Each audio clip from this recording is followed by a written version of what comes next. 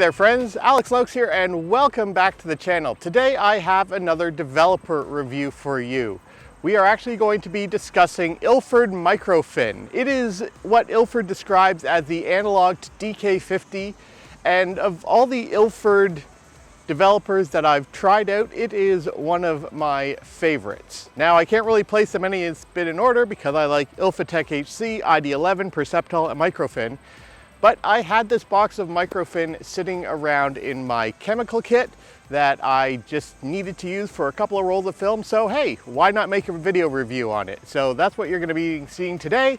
So I'm going to send you first back to the studio. We can discuss a little bit about what is Microphen, where did it come from, and how to mix it up. And I will meet you right back here in a few. Since its inception, Ilford Photo has always produced originally photographic plates and then later flexible films. It wasn't until the 1950s that they started to get into the sphere of producing photographic chemicals. And Ilford Microphen was first released to markets in 1955. Microphen uses two main developing agents, hydroquinone and phenidone, and it is designed to produce negatives that have both fine grain and excellent edge sharpness while increasing the natural box speed of the film, as opposed to Ilford Perceptol, which does almost the same thing but at a reduction of film speed. My first introduction to Ilford Microphen came in 2015 when I first started my journey in reviewing film cameras. And as a subset of that project, I wanted to explore a little bit more of the Ilford films and chemistry available outside of things like Ilfotech HC and ID11. Ilford Microphen comes in a powder form which you mix with water to form a stock solution. There's only one volume available on the market, and that is 1 liter. To start off, you use 650 milliliters of distilled water at about 40 degrees Celsius, and then you add in pouch A, mixing it until it is completely dissolved. Then you add in pouch B, continuing to stir until it is about 80% dissolved, and then you top up that volume to the full 1 liter, continuing to stir until the powder is completely dissolved into the stock solution.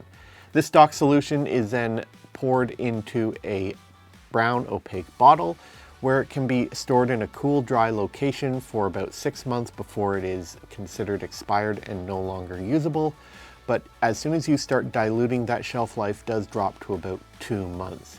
In powder form, providing that the pouches themselves have not been compromised, they have a near infinite shelf life. So if you are planning on using this developer a lot, don't immediately mix it up. Mix it up when you're ready to use it, because you'll be able to keep that powder for a lot longer. Just remember, with any sort of photographic chemistry, that it is stored in clearly labeled containers and is in a safe spot away from children, animals, and adults who can't really read.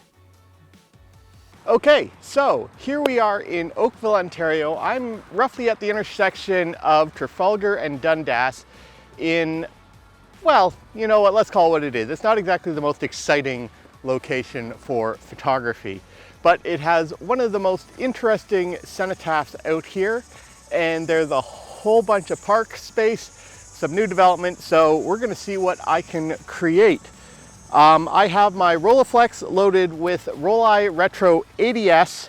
It's a bit high contrast for today, but you know what, it's what I had readily available. So let's get out there. I'll shoot the roll, talk a little bit about some of the applications for Microphen. All right, let's walk.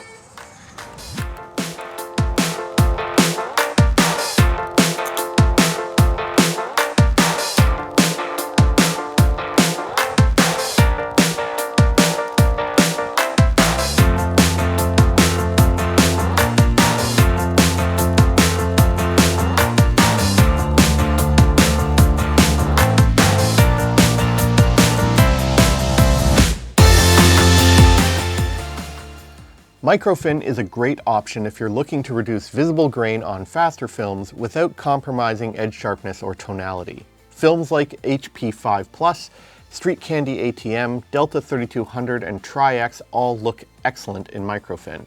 But you don't have to limit yourself to these faster films. It does wonders with both mid and slow films like Pan-F+, FP4+, Delta 100, and even SFX200. And it works wonders with both traditional and modern film grain structures. It also does well as a compensating developer to maintain fine grain, edge sharpness, and maintain that wide tonality when pushing or pulling your film. While I won't call this a general purpose developer, it can make an excellent addition to your home chemistry kit if you want something that can be mixed up quickly, used over a long period of time, and especially if you don't have room for a large volume of chemistry, mainly because it works well with a wide range of film stocks and types.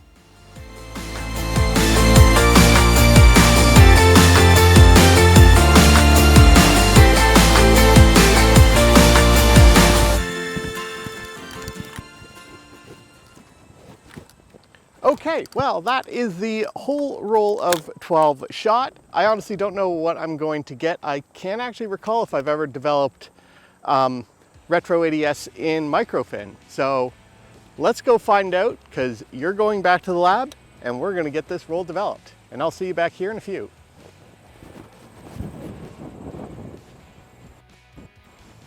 You can develop your film in Microphen one of two ways. The first and most common one is it's in stock dilution form. In this form, you can develop up to 10 rolls of 35mm or 120 film, same number of 8x10 sheets, or an equivalent number of 5x7 or 4x5 sheets.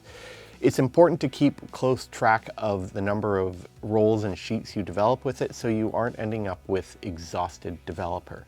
Now, Ilford's documentation does recommend that after that first roll, you increase the developing times by about 10%. However, in my own personal experimentation, you really have up to that fifth roll before you really start to have to increase that developing time to sort of compensate for the reduction in power that the developer has.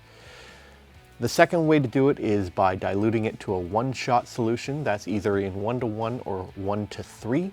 And at which point you mix the stock solution with water, you develop your rolls or your sheets, and you dispose of it. And one of the best parts about Microphen is that there is no real special tip, trick, or technique. You can use an acid stop bath or a watered stop bath and a regular rapid fixer with your film if your film allows that. Some films don't take an acid or a modern rapid fixer well. You can also use a rotary processor, such as a Jobo or a Bees processor, with the appropriate reduction to compensate for constant rotation. And honestly, I've found no real difference in the quality that you get out of your film by either using the stock or the dilute developer, or by either using a hand take or a rotary processor.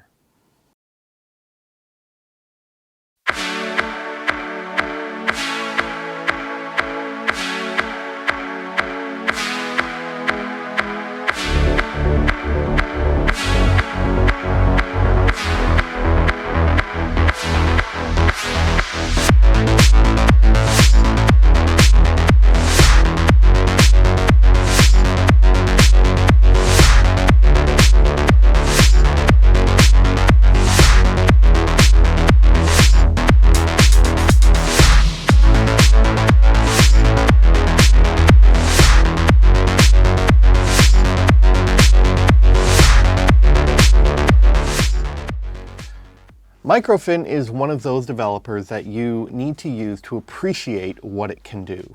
When shooting films at box speed, Microphen does an excellent job in knocking back visible grain without too much sacrifice of edge sharpness. It also doesn't affect the overall contrast and tonality of your films, letting those qualities shine through. This happens with both the stock and the dilute forms of the developer. And what it can do with both fast and slow films, with the results from Pan-F+ looking as good as HP5 and even Delta 3200. But the real power comes when you're using Microphen for push development, and that is developing film longer to compensate for underexposure. I saw this with both HP5 with a one-stop push and Tri-X with a two-stop push, that there is a defined reduction in that visible grain presented with both films without sacrificing that edge sharpness. While it doesn't reduce the grain completely, it still has some visible grain, but again, you need that to maintain that good edge sharpness with films like Delta 3200. The downside is that you don't get any too much reduction in contrast, but you know what? In the end, it doesn't really matter because Microphen is just a great all-round compensating developer that is both economical and helps you get the best results you can from your film.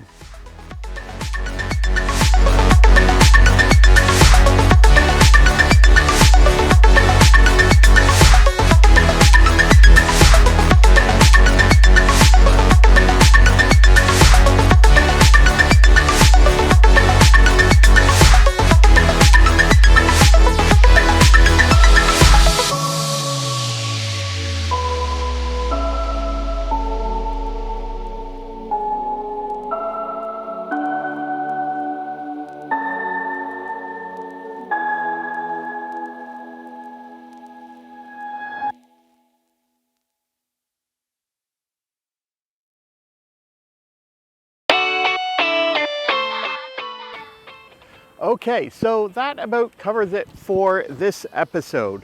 When it comes to the two more specialized Ilford powdered developers, Microphen is far more economical than Perceptol, especially in the stock working solution. So it's the one I tend to go to more simply because I can usually get full or faster than box speed on the films I develop with it.